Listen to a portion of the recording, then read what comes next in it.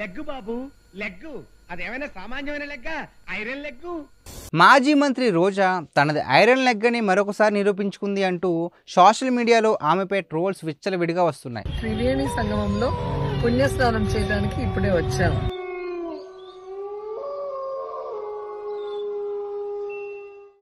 A few moments later. దీంతో తొక్కిసలాట జరిగింది. తొక్కిసలాట ఘటనతో అఖండ పరిషత్ కమిటీ కీలక నిర్ణయం తీసుకుంది. అమృత స్నానాలు రద్దు చేస్తున్నట్లు ప్రకటించింది. లెగ్గు బాబు లెగ్గు. అదేమైనా సామాన్యమైన లెగ్గా? Iron leg.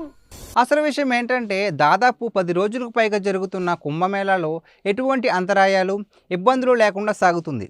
ఈ మహానుభావురాలు ఎప్పుడైతే అక్కడ అడుగుపెట్టిందో ఆవిడ దరిద్రపు పాద మహత్యం వల్ల అక్కడ ఒక ఘోర ప్రమాదం చోటు చేసుకుంది అని సోషల్ మీడియాలో ఈవిడపై మండిపడుతున్నారు. ఈవిడ ఎప్పుడైతే కుంభమేళాలో ప్రయాగ్ ఘాట్లో అడుగుపెట్టిందో అప్పుడే అక్కడ తొక్కిసలాట జరిగి 17 మంది భక్తులు మరణించారు.